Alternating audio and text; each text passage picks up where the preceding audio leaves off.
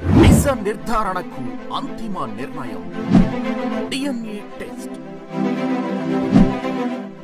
ఉన్నది ఉన్నట్లుగా వాస్తవాలను శోధించి వివరించే మన DNA టీవీ, మన రాష్ట్రం, మన ఛానల్. నమస్కారం, న్యూస్ కి స్వాగతం. ఏపీ మంత్రుల పనితీరు ఆధారంగా ర్యాంకింగ్స్ ప్రకటించిన సీఎం చంద్రబాబు. ప్రథమ స్థానంలో ఫరూక్, చివరి స్థానంలో వాసంశెట్టి సుభాష్. చంద్రబాబుకి 6వ ర్యాంక్. తాను కూడా మెరుగుపడాల్సి ఉందని అంగీకరించిన చంద్రబాబు. ఇబ్రహీంపట్నం మూలపాడులో గ్రామ సచివాలయ సిబ్బంది చేస్తున్న MSME సర్వే కార్యకలాపాలని పరిశీలించిన జిల్లా కలెక్టర్ లక్ష్మీష. రాష్ట్ర పారిశ్రామిక శాఖ మార్గదర్శకాలకు అనుగుణంగా చేపట్టిన సూక్ష్మ, చిన్న, మధ్య తరహా సంస్థల MSME సర్వేలో వేగం పెంచాలని క్షేత్రస్థాయి సిబ్బందిని ఆదేశించిన కలెక్టర్. నగర ప్రజలకు ఎటువంటి ఇబ్బంది కలగకుండా చూసుకోవాలని విజయవాడ నగరపాలక సంస్థ కమిషనర్ ధ్యానచంద్ర వెల్లడి. నగరంలో ఉన్న బ్రిడ్జెస్ అన్నిటికీ కంచెలు ఏర్పాటు చేయడమే కాకుండా వాటికి పెయింటింగ్ వేయాలని అధికారులకి ఆదేశం. ఏపీ మంత్రుల ర్యాంకులు ఎవరిని ఎక్కువ చేయడానికి కాదని, ఎవరిని తక్కువ చేయడానికి కాదని సీఎం చంద్రబాబు వ్యాఖ్యానించారు. ప్రథమ స్థానంలో ఫరూక్ నిలవగా, చివరి స్థానంలో వాసంశెట్టి సుభాష్ ఉన్నారు. సీఎం చంద్రబాబుకు 6వ ర్యాంకు ఉండగా తాను కూడా మెరుగుపడాల్సి ఉందని చంద్రబాబు అంగీకరించారు. రాష్ట్ర పారిశ్రామిక శాఖ మార్గదర్శకాలకు అనుగుణంగా చేపట్టిన సూక్ష్మ, చిన్న, మధ్య తరహా సంస్థల సర్వేలో వేగం పెంచాలని జిల్లా కలెక్టర్ డాక్టర్ జి. లక్ష్మీష క్షేత్రస్థాయి సిబ్బందిని ఆదేశించారు. పోటీతత్వ, ఆరోగ్యకర పారిశ్రామిక ఆర్థిక వ్యవస్థను పెంపొందించే లక్ష్యంతో ఈ సర్వేను చేపట్టడం జరిగిందని కలెక్టర్ తెలిపారు.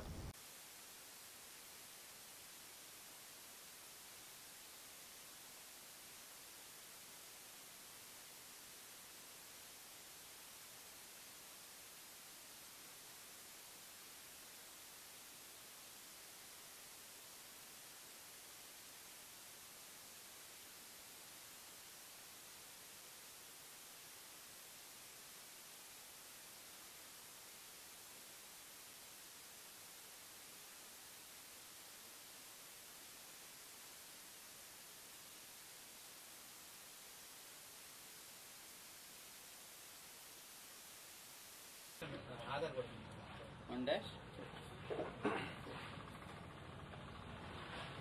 5 dash 32. 1 dash 5 dash 32. 5 dash 32.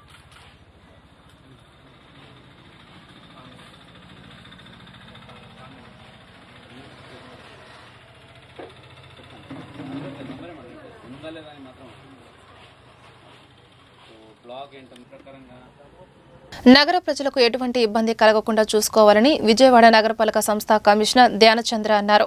నగరంలో ఉన్న బ్రిడ్జెస్ అన్నిటికీ కంచెలు ఏర్పాటు చేయడమే కాకుండా వాటికి పెయింటింగ్ వేయాలని అధికారులను ఆదేశించారు. హైకోర్టు తమకు అనుకూలంగా తీర్పు ఇచ్చినప్పటికీ తమకు సంబంధించిన స్థలంలో అంబాపురం గ్రామ పంచాయతీ సర్పంచ్ గండికోట స్థలంలో అక్రమంగా ఫెన్సింగ్ ఏర్పాటు చేస్తున్నారని కమర్షియల్ ట్యాక్స్ మాజీ జాయింట్ కమిషనర్ పుల్లా జక్రయ్య ఆరోపించారు.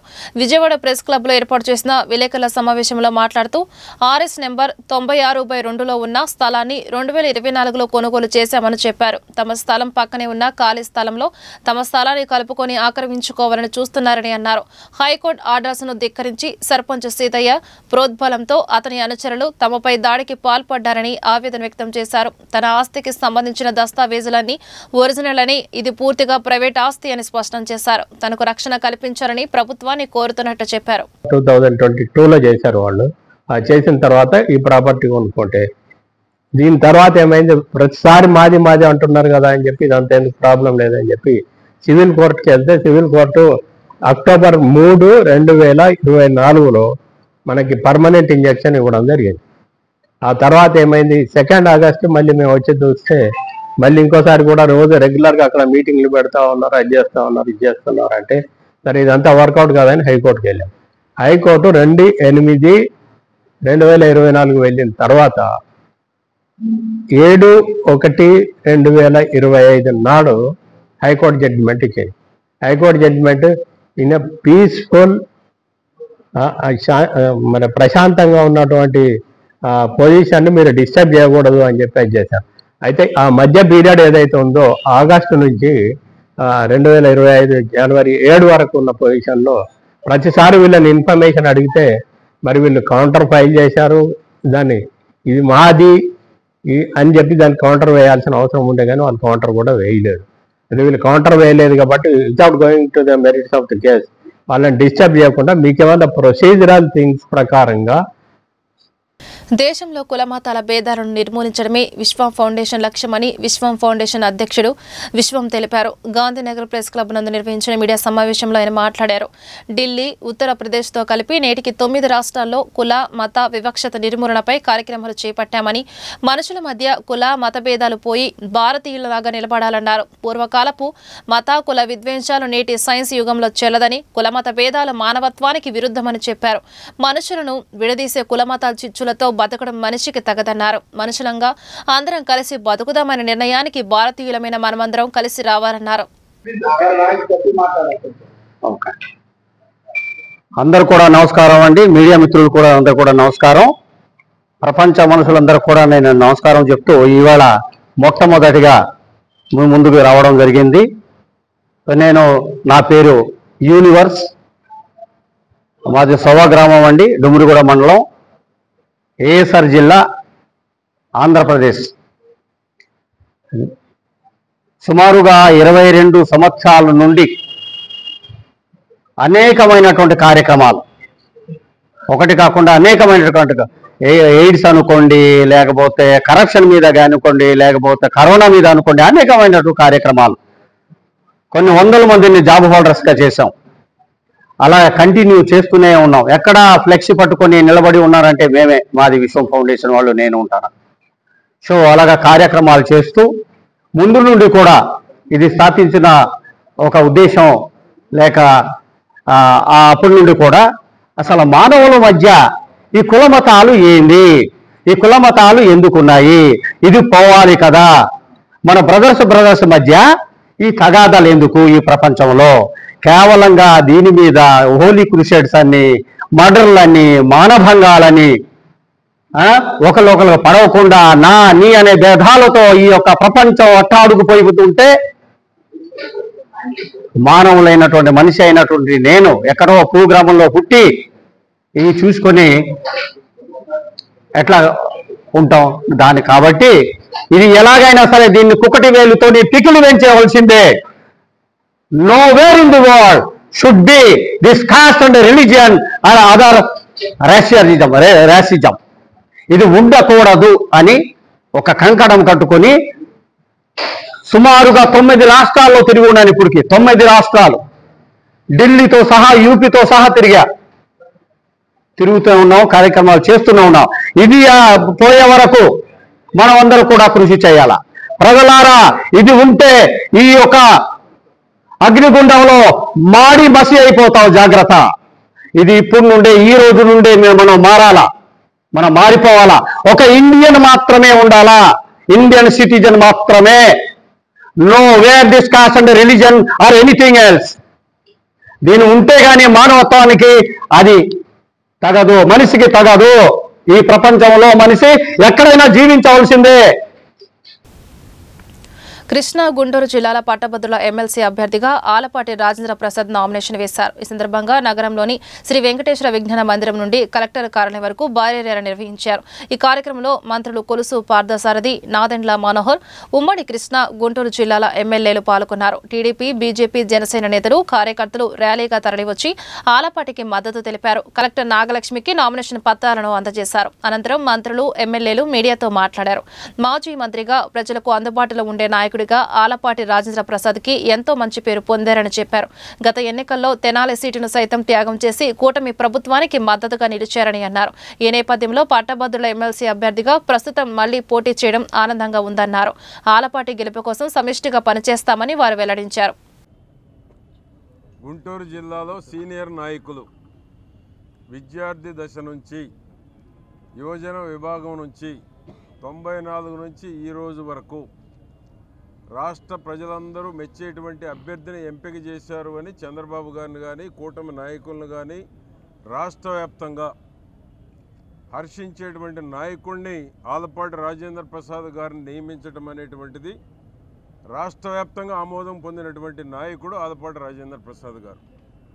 ఈ జిల్లాలో ఒక చెరగని ముద్ర ఉంది.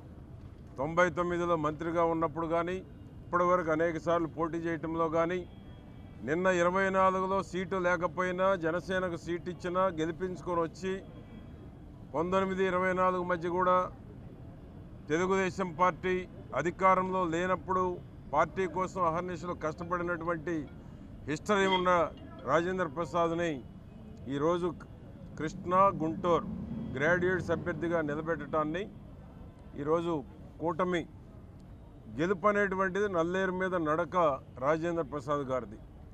మేము ఎంత పర్సంటేజ్ మ్యాక్సిమం ఒక హిస్టరీ క్రియేట్ చేయాలనేటువంటిది ఈ గ్రాడ్యుయేట్ ఎమ్మెల్సీ ఎన్నిక ద్వారా అందరి ప్రయత్నం.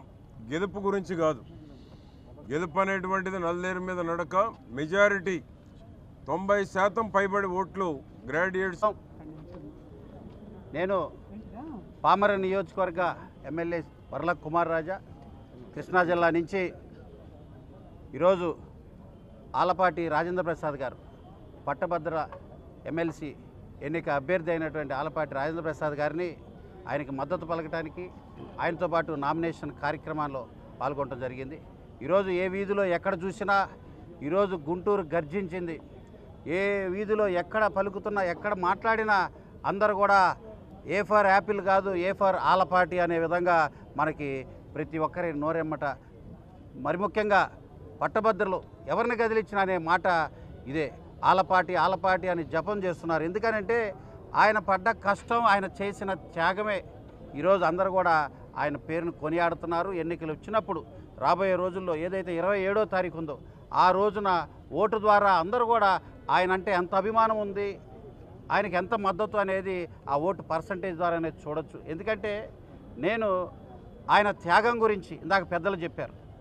అదేవిధంగా ఆయన ఒక న్యాయవాది, మాజీ మంత్రివర్యులు, ఎన్నిటితో పాటు 100 రోజులుగా ఆయన పడుతున్న శ్రమ. ఈరోజు ప్రజలు ఒక అద్భుతమైన మ్యాండేట్ ఇచ్చారు, మార్పు కోరుకున్నారు. ముఖ్యమంత్రి చంద్రబాబు గారు వస్తేనే గాడి తప్పిన రాష్ట్రం గాడిలో పడుతుంది, శాంతి భద్రతలు సజావుగా ఉంటాయి, ప్రజలకి స్వేచ్ఛ ఉంటుంది, ప్రజాస్వామ్యం నిలబడుతుందనే నమ్మకంతో ఈరోజు ఒక అద్భుతమైన మ్యాండేట్ ఇచ్చారు.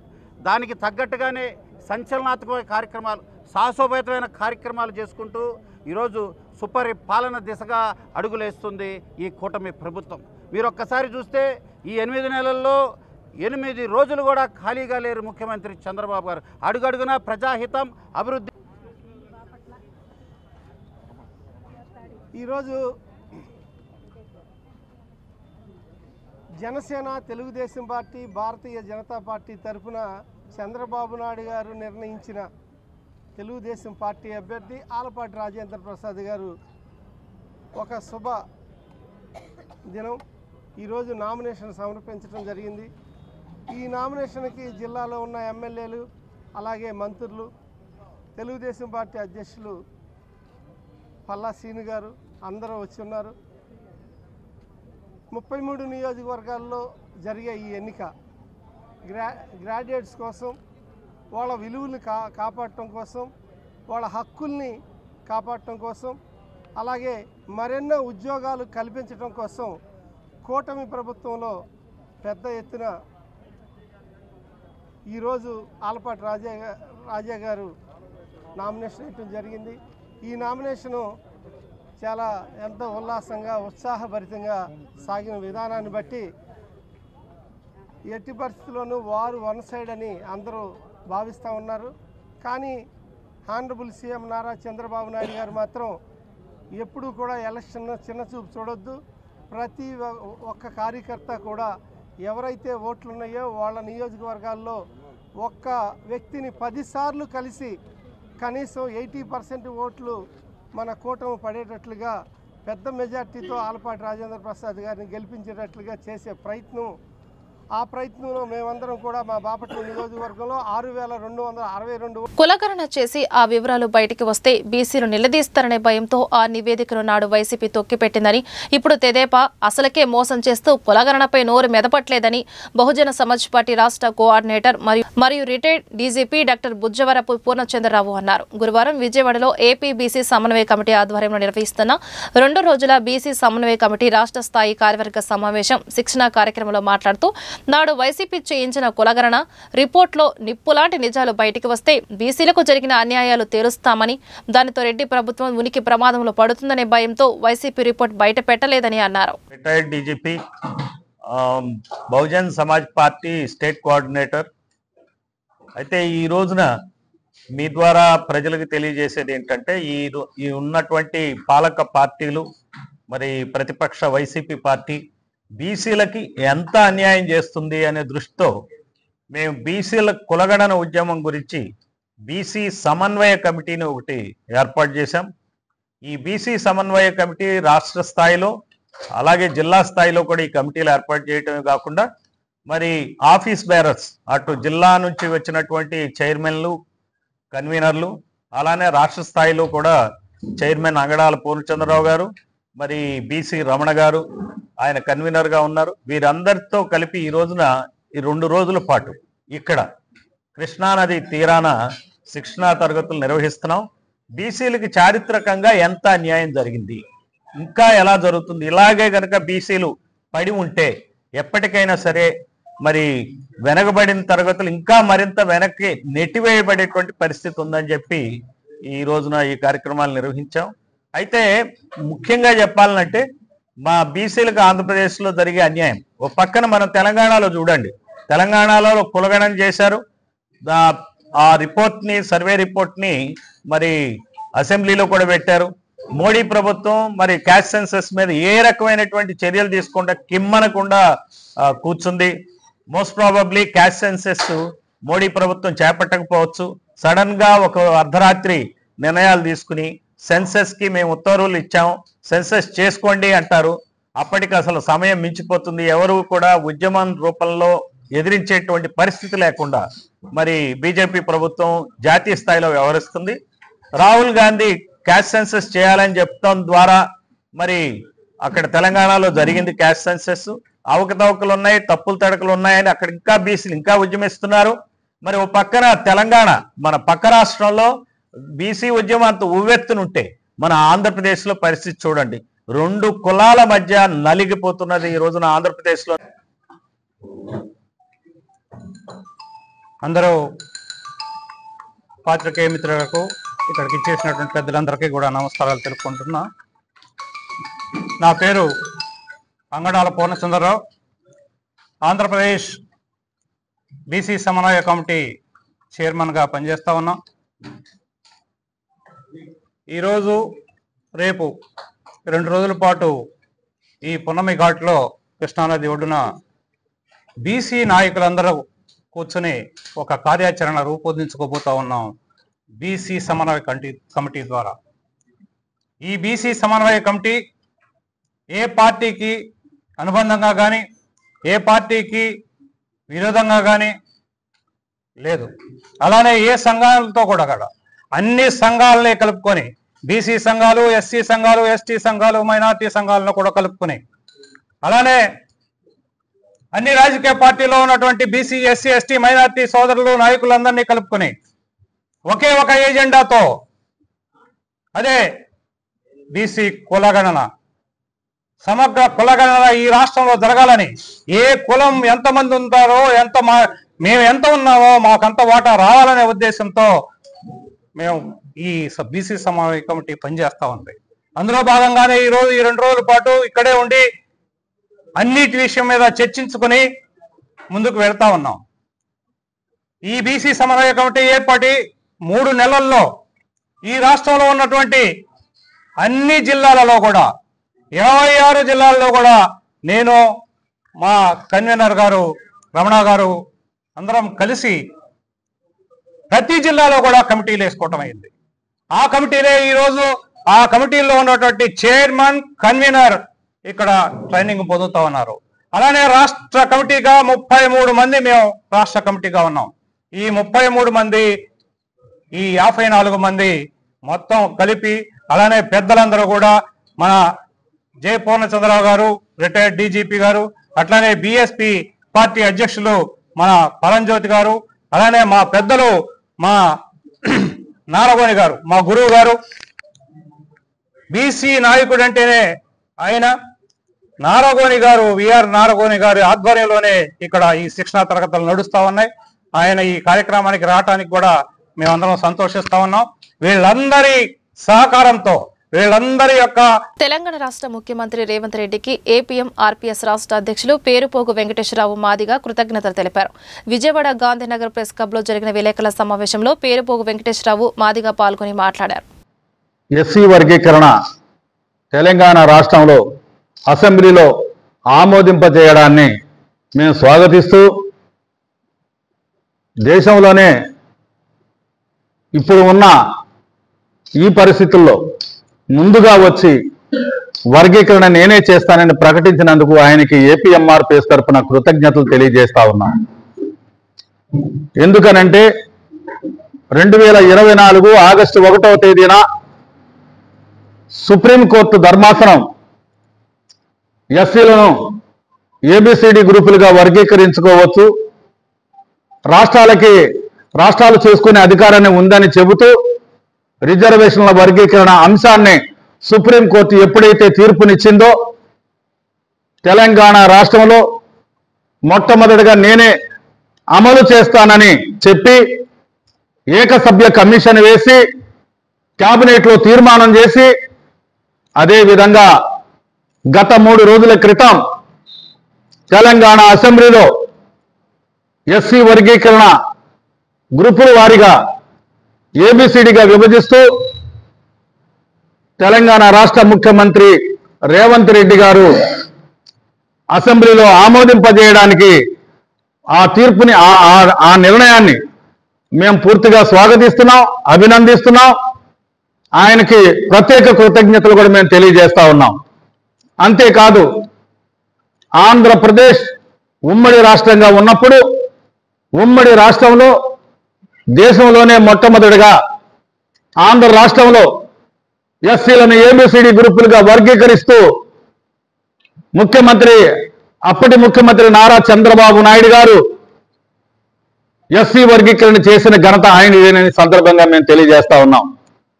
ఆయన అప్పట్లో ఎస్సీ వర్గీకరణ చేయటం వల్ల 2000 సంవత్సరం నుంచి 2004 వరకు ఉద్యోగ అవకాశాల్లో 25,000 ఉద్యోగాలు మాదిగలకి వచ్చాయంటే నారా చంద్రబాబు నాయుడు గారు చేసినటువంటి కృషి ఫలితమే. కాబట్టి ఇప్పటి ప్రభుత్వంలో కూడా ఆయనే ముఖ్యమంత్రిగా ఉన్నారు. ఎస్సీ వర్గీకరణ గతంలో చేసింది ఆయన, ఇప్పుడు చేయబోయేది కూడా ఆయననే ఒక నమ్మకం, విశ్వాసం మా జాతికి ఉందని ఈ సందర్భంగా మేము వ్యక్తపరుస్తా ఉన్నాం. త్వరలోనే చేస్తారని నమ్ముతున్నాం. ఆయన కూడా ఏకసభ్య కమిషన్ రంజాన్ మిశ్రా గారిని వేసి కులగణన జరిపి త్వరలోనే ఎస్సీ వర్గీకరణ ఆంధ్రప్రదేశ్ లో కూడా జరగబోతుంది, చేస్తారనే నమ్మకం మాకుంది చంద్రబాబు గారి మీద ఈ సందర్భంగా మేము తెలియజేస్తా ఉన్నాం. అంతేకాదు తెలంగాణ రాష్ట్రంలో ఎస్సీ వర్గీకరణ రేవంత్ రెడ్డి చేసిన వెంటనే ఆ రాష్ట్రంలో సంబరాలు జరుపుకోనియకుండా మందా కృష్ణ మాదిగా మాకు 9% కాదు 11% రిజర్వేషన్లు అమలు చేయాలని రేవంత్ రెడ్డిని ఏదైతే విమర్శిస్తున్నాడో మేము దాన్ని తీవ్రంగా ఖండిస్తా ఉన్నాం. ఎందుకనంటే మందా కృష్ణకు ఏపీ మంత్రుల పనితీరు ఆధారంగా ర్యాంకింగ్స్ ప్రకటించిన సీఎం చంద్రబాబు. ప్రథమ స్థానంలో ఫరూక్, చివరి స్థానంలో వాసంశెట్టి సుభాష్. చంద్రబాబుకి 6వ ర్యాంక్. తాను కూడా మెరుగుపడాల్సి ఉందని అంగీకరించిన చంద్రబాబు. ఇబ్రహీంపట్నం మూలపాడులో గ్రామ సచివాలయ సిబ్బంది చేస్తున్న ఎంఎస్ఎంఈ సర్వే కార్యకలాపాలని పరిశీలించిన జిల్లా కలెక్టర్ లక్ష్మీష. రాష్ట్ర పారిశ్రామిక శాఖ మార్గదర్శకాలకు అనుగుణంగా చేపట్టిన సూక్ష్మ, చిన్న, మధ్య తరహా సంస్థల ఎంఎస్ఎంఈ సర్వేలో వేగం పెంచాలని క్షేత్రస్థాయి సిబ్బందిని ఆదేశించిన కలెక్టర్. నగర ప్రజలకు ఎటువంటి ఇబ్బంది కలగకుండా చూసుకోవాలని విజయవాడ నగరపాలక సంస్థ కమిషనర్ ధ్యానచంద్ర వెల్లడి. నగరంలో ఉన్న బ్రిడ్జెస్ అన్నిటికీ కంచెలు ఏర్పాటు చేయడమే కాకుండా వాటికి పెయింటింగ్ వేయాలని అధికారులకి ఆదేశం. ఈ వార్తల కిందతో సమాప్తం. నమస్కారం. నిజ నిర్ధారణకు అంతిమ నిర్ణయం డిఎన్ఏ టెస్ట్. ఉన్నది ఉన్నట్లుగా వాస్తవాలను శోధించి వివరించే మన డిఎన్ఏ టీవీ, మన రాష్ట్రం, మన ఛానల్.